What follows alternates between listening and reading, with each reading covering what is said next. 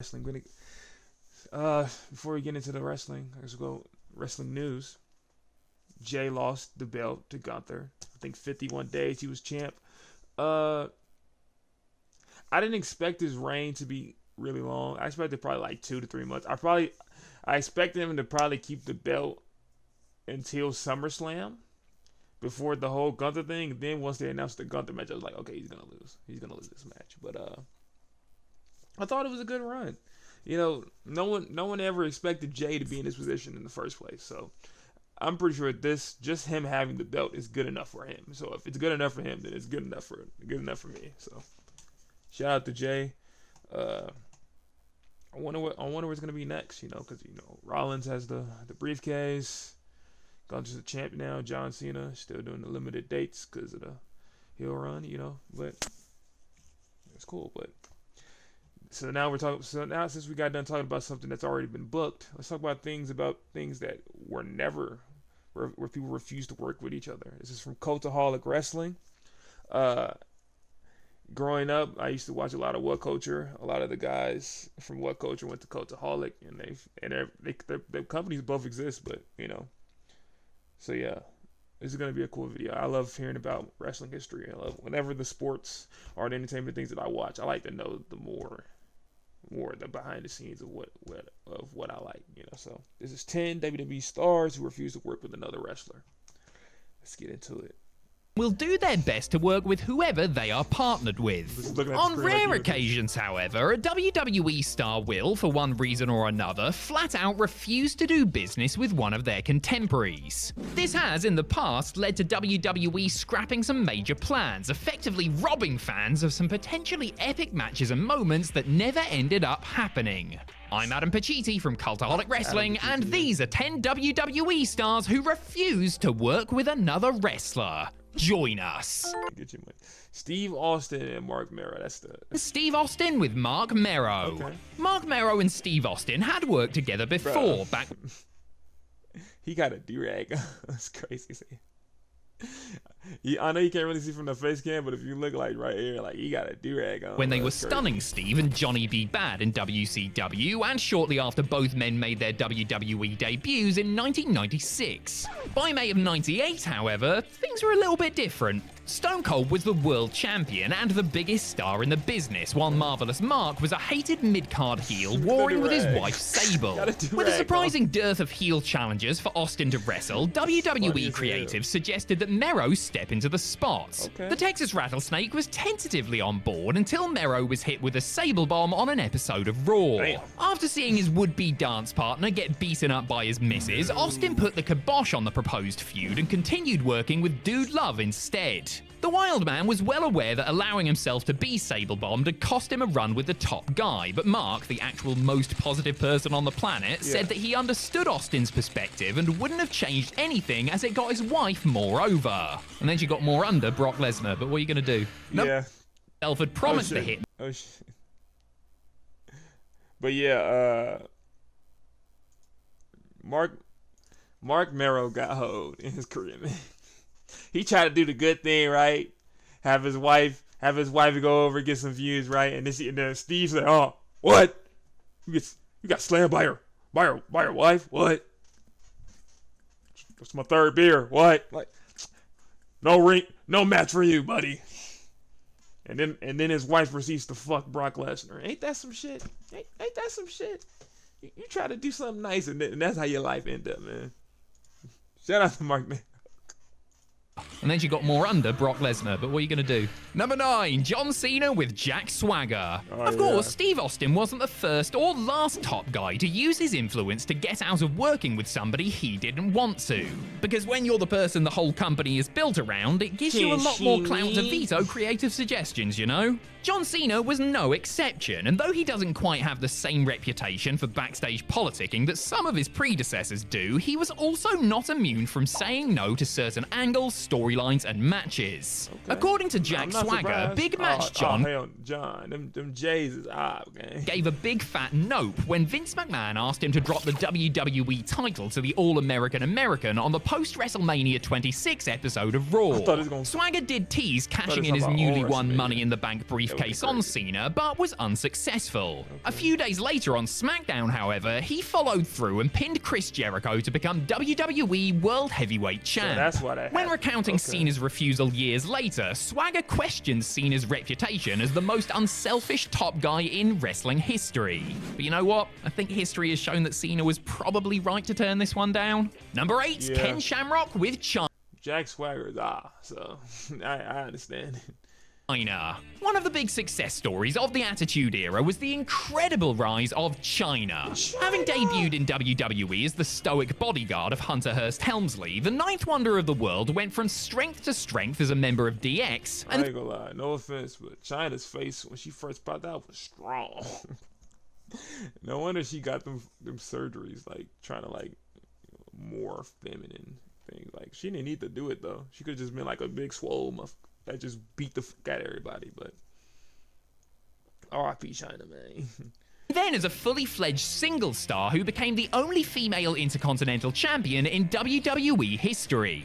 One of the things that got Chyna so over was, of course, her ability to mix it up with the guys, and it wasn't an uncommon or shocking sight to see her bag victories over her male counterparts. whooping ass, I Some ain't members gonna of the locker room were not happy to get in the ring with Chyna, Misogyny. however, including Ken Shamrock. Though he had had brief interactions with Chyna before, the world's most dangerous man balked at the prospect of working a full-fledged program with her. Shamrock understood that it was sports entertainment, but was concerned about confusing his children after instilling in them a respect for women. Ken said that he refused to work with Chyna in a respectful way, and there was no major heat afterwards, though he may have been asked a job a few times before ultimately deciding to quit the company. Man, if you ain't gonna tell your kids, hey bro, hey, I'm finna beat the fuck out of Chyna. But is it real, kids? No, it's not real. We chilling. It's not cool. Don't do what I do. This is wrestling. Don't whoop your girl eye like I'm finna do right now to Chyna. That's all you had to say. It would have been fine. 7. Diesel with the Ultimate Warrior. Diesel WrestleMania Ultimate Warrior, 12 that would've marked the been an return odd of the match. Ultimate Warrior, making his first WWE appearance since acrimoniously leaving the promotion what's up with almost these 4 years graphics? prior. They finna give a After nigga a squashing seizure. Triple H at the Showcase of the Immortals, the plan was for Warrior to get a strong push with some decisive victories over top stars. According to Kevin Nash, one of those was supposed to be Outline Diesel. Diesel. Big Daddy Cool was finishing up his commitments before heading to WCW and asked Vince McMahon if there was anybody he wanted him to do a favor for while he still had him under contract. McMahon asked That's Nash real. to put Warrior over, but he refused, citing his belief that Jim Hellwig wasn't really one of the boys and wouldn't appreciate Nash doing it for him. That makes Diesel sense. instead stared at the ceiling for The Undertaker and Shawn Michaels at house shows and lost to the Heartbreak Kid in his last televised appearance. Many years later, Nash and Warrior, which was his actual legal name by that point, beefed after trading insults on social media, which led to Big Kev challenging him to a shoot fight. Number 6, The Rock with You know what? Oh, this next one's gonna be good. But that makes sense though. Ultimate Warrior ain't like niggas in the 90s. He ain't like nobody ever. Like Kevin Nash is real for saying, nah, I can lose to anybody and everybody, but not that nigga. I can't lose to him. No sir, not me.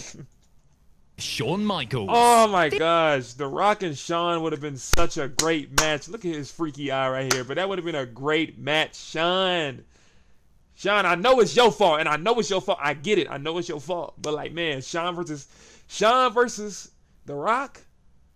That's a 10-star. Fuck 5. That's a 10-star match, gang. We deserved it, especially when you came back. It would have been peaked then. I ain't gonna lie. Never gonna get it, gang.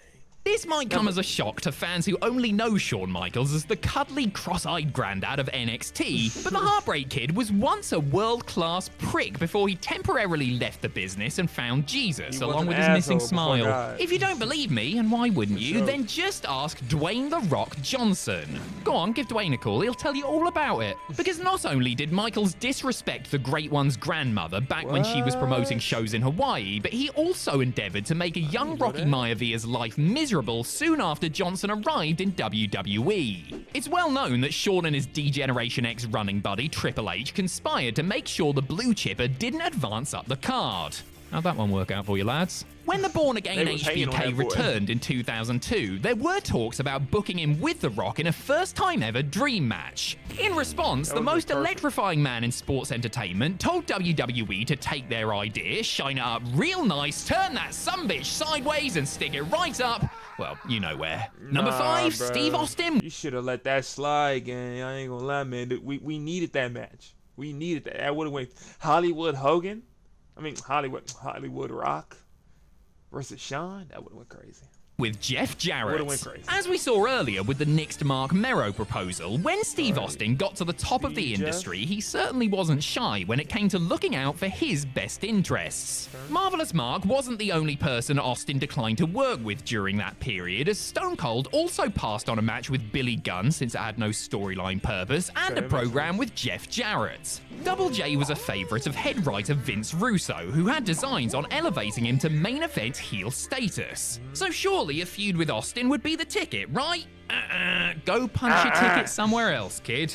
Austin was against working a program with Jarrett for numerous reasons, including long-standing heat with Jeff and his promoter dad Jerry Jarrett from when Austin worked the USWA as a rookie. Austin basically felt like he was treated badly by both men. Hey, the Texas Rattlesnake... Unless you know, man, hey, you never know who you're dealing with in life. You never know, so try to be as kind and nice as possible as you can, because, hey, that motherfucker might have your life on the line in 5 years. You never know, man. He might be able to take away your money in 5 years, man. So. Also wasn't exactly thrilled with a shoot-style promo the Chosen One had cut on him on his first night back in WWE after jumping from WCW, and told Russo in no uncertain terms that he wasn't going to be doing anything besides a one-off Stone Cold Stunner segment with Double J. That's crazy. Number 4, Brock Lesnar with Bray Wyatt. That would have been with his part-time, match. High-paying contract and ability to, by and large, pick and choose who he wanted to work with and when, Brock Lesnar for a long time had the best deal in wrestling. Typically, what Brock wanted, Brock got, using his sway to, for example, have AJ Styles beat Jinder Mahal for the WWE title so that he could work with the Phenomenal One rather than the modern-day Maharaja at Survivor Series 2017. Another WWE star that Lesnar didn't fancy working with was Bray Wyatt. It felt like the next big thing in the Eater of Worlds were on a collision course for WrestleMania 32 back in 2016, but Brock ended up working with Dean Ambrose at the granddaddy of them all. Fast forward 7 years, and Lesnar was specifically asked about wrestling Wyatt at Mania 39. This time, Brock gave the thumbs down, with reports suggesting that it was not a personal issue, rather the Beast feeling that the Bray character wasn't a good match stylistically for him. Lesnar ultimately wound up wrestling Omos at Mania, while Wyatt, who was scheduled to wrestle Bobby Lashley, missed the show due to health issues. Number 3, Hulk Hogan. So yeah, he wouldn't even be there anyway, but that would have been an interesting match with Brock and Bray, especially if they get to the cinematic angle. they could have tried to make Brock be funny a little bit with that one. I don't know. It would have been interesting. With Jake Roberts. There have been many instances, exaggerated or otherwise, of Hulk Hogan apparently pulling the "he doesn't work with me, brother" card. Thing is, everybody wanted to work with the Hulkster at one time, because Hogan was pure box office and a run with the Golden Goose was guaranteed to be lucrative. Jake Roberts was certainly hoping for a run with Hogan, and on paper, it looked like a natural good versus evil program between two polar opposite characters. However, after a section of fans chanted DDT and cheered Jake... hold on, y'all. See, this is what I'm talking... Cultaholic. Look at me. Look at me. What if people have epilepsy, gang? You can't be having the lights just flashing on your video, gang. Adam, was it yo... Bachidi, did you do it? No, your ass did, you slimy bastard. Nah, but chill out with these During a lights, though. Snake God Pit damn, segment, chill which out. didn't end up airing, Vince McMahon started to Yeah. get cold feet. Alright. The two men did work a few Damn. house shows together in December of Lock 86 in. and January of 87, with Hogan later claiming that their styles didn't mesh well and he decided to quickly move past things rather than try and work out the kinks with Roberts. Hulk went back to working with Kamala on the road, while the Snake turned babyface shortly after. Even now, decades later, Roberts still laments that Hogan didn't want to try and make their feud work. Number 2, not working CM for you, Punk brother. with Triple H. CM Punk was not a happy Did they camper never in have a January match? of 2014. That's why they had Beat one. up, burned out, and creatively unsatisfied, to name just 3 of his many grievances, the straight-edge superstar had reached his breaking point, and during a meeting with Vince McMahon and Triple H prior to the January 27th edition of Raw, he passionately outlined the reasons why he was about to walk out. During his tirade, he let the game know that he really didn't want to work with him at WrestleMania as planned. Recounting the scene during his infamous appearance on the Art of Wrestling podcast, Punk claimed that he told Triple H, "I do not need to wrestle you. You need to wrestle me. I do not want to wrestle you. I seriously resent you for not putting me over 3 years ago when you should have." Crikey, tell us how you really feel, mate. Not only was it Hey, he not wrong, bro. Yeah, they did have that match. Yeah, Punk should have won that match. Triple H was being selfish, now putting him over in that situation. So he's not wrong. I understand the frustration. match at Mania with the Cerebral Assassin not a reason to continue soldiering on. The mere idea of it was one that Punk was dead set against and a contributing factor to his decision to leave the company. Number 1, Hulk Hogan with Bret Hart. Bret Hart might have been miffed at the red and yellow cucking he received from Hulk Hogan at the end of WrestleMania 9, but he gritted his teeth and got on with things because he knew that he had a feud with the Hulkster to look forward to several months down the line. After all, Vince McMahon himself had promised the Hitman that he would wrestle and beat Hogan for the world title at SummerSlam. Never trust And would Vince. Vince McMahon ever tell a lie? Yes. Yes. All the answer is time. obviously yes. And Hulk Hogan would, of course, pull out his trusty "he doesn't work with me" brother card once again. Because while Bret had been led to believe he would get the belt back by taking down Hogan in the pay-per-view headliner, Terrible Terry balked at the idea of passing the torch to another babyface, Hate it. especially one that was considerably smaller than him. Thus, plans changed and Hogan dropped the world title back to Yokozuna at King of the Ring, a move that enraged the excellence of execution and led to a long-standing grudge between the two men while eroding Hart's relationship with Vince. Bret, mate, if you feel like McMahon screwed you here, well, just you wait. Wait till Montreal. So yeah, it's a cool history lesson, man. Shout out to Cultaholic Wrestling. They ain't got a Millie. I'm surprised they ain't no Millie yet. But yeah, this was 10 WWE stars who refused to work with another wrestler. You know, it's obvious you're gonna have Hulk Hogan in there and being a dick and be like, I can't do it, brother. But I'm surprised the amount of Stone Cold ones and